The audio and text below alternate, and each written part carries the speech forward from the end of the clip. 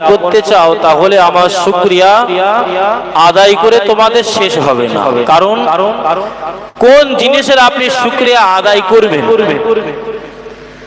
একের পর এক নিয়ামত, একের পর এক আল্লাহ পাক রব্বুল আলামিন আমার আপনার উপরে রহম করেছে। আজকে যেখানে আমরা বসেছি আল্লাহ পাক দেখেন বান্দাদের ওসিলায় কত সুন্দরভাবে মাহফিলটা সাজিয়েছেন। এটা একটা নিয়ামত।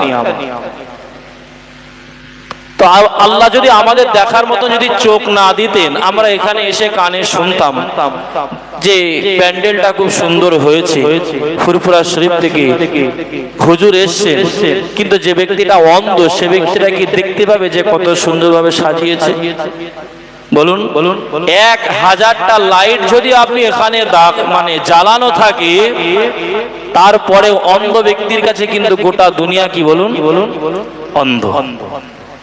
তো আল্লাহ পাক রব্বুল আলামিন আমাদেরকে দেখার জন্য নিয়ামতি দুটো চোখ দিয়েছি। এই শুকরিয়া আদায় যদি আমি আপনি করার মনস্থ করি, যুগ যুগ চলে যাবে। পৃথিবীর বুকে যত নদী নালা সমুদ্র আছে সেই সমস্ত সমুদ্রের পানি যদি কালি হিসেবে ব্যবহার করা হয়, পৃথিবীর বুকে যত গাছপালা আছে গাছপালাগুলোকে যদি কলম হিসেবে ব্যবহার করা হয়, আল্লাহর নিয়ামত লিখতে লিখতে লিখতে লিখতে পৃথিবীর সমস্ত নদী খাল বিলের পানি শেষ হয়ে যাবে, দুনিয়ার গাছপালা সব শেষ হয়ে যাবে, আল্লাহর নিয়ামতকে লিখে শেষ হবে না। জোরে বলুন সুবহানাল্লাহ।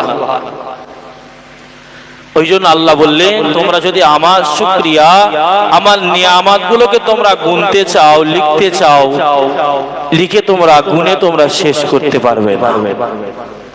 ওগো আমার ভাইজানেরা, নওজোয়ান তরুণেরা, পৃথিবীর বুকে মহান আল্লাহ পাক মানুষ বানিয়েছেন।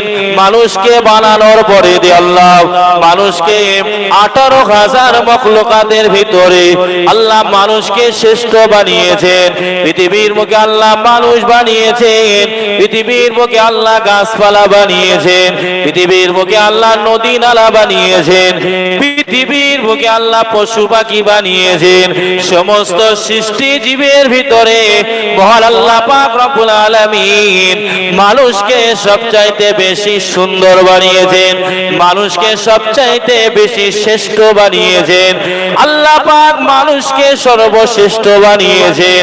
এই সর্বশ্রেষ্ঠ বানানোর শুকরিয়া আদায় যদি আমি আপনি করতে চাই, আল্লাহ শুকরিয়া আদায় করে শেষ হবে না।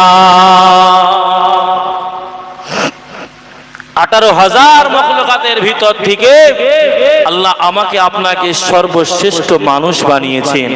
এই শুকরিয়া আদায় যদি আমি আপনি করি, শুকরিয়া শেষ হবে না।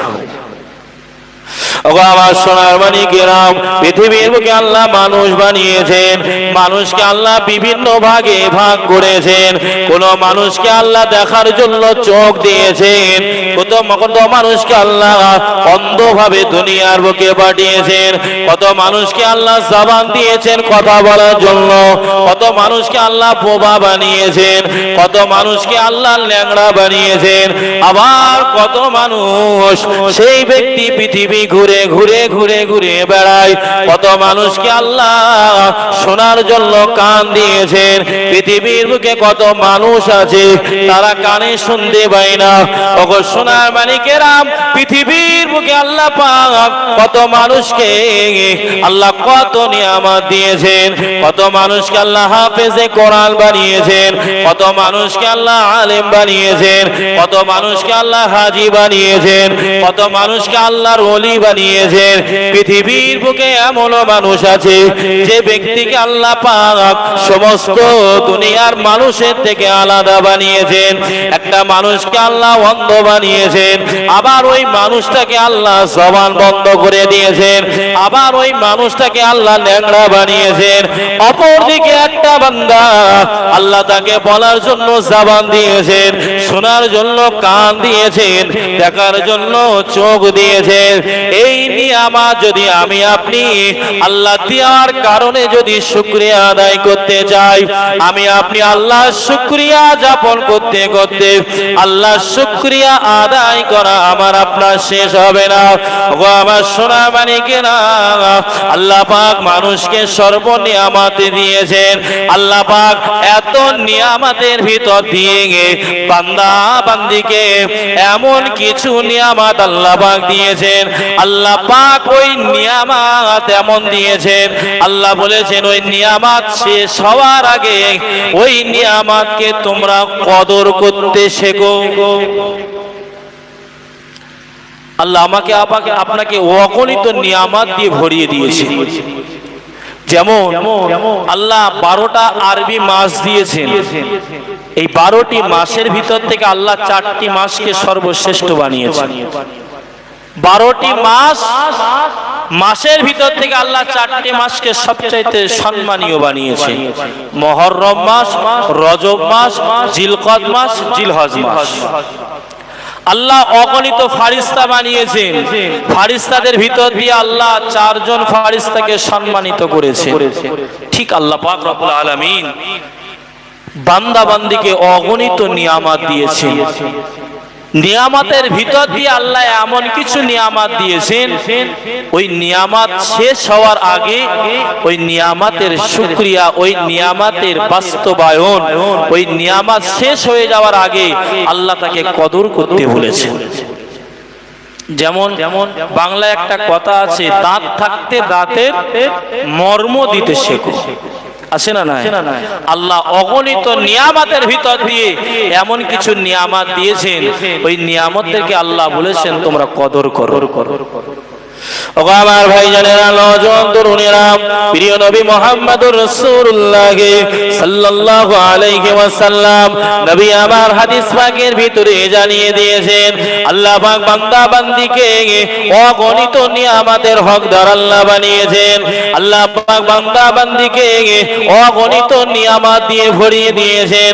ওই নিয়ামতের ভিতর দিয়ে আল্লাহ পাক বান্দা বান্দিকে 5টি এমন নিয়ামত দিয়েছেন, ওই নিয়ামতটি শেষ হয়ে যাওয়ার আগে ওই নিয়ামতের আল্লাহ কদর করতে বলেছেন।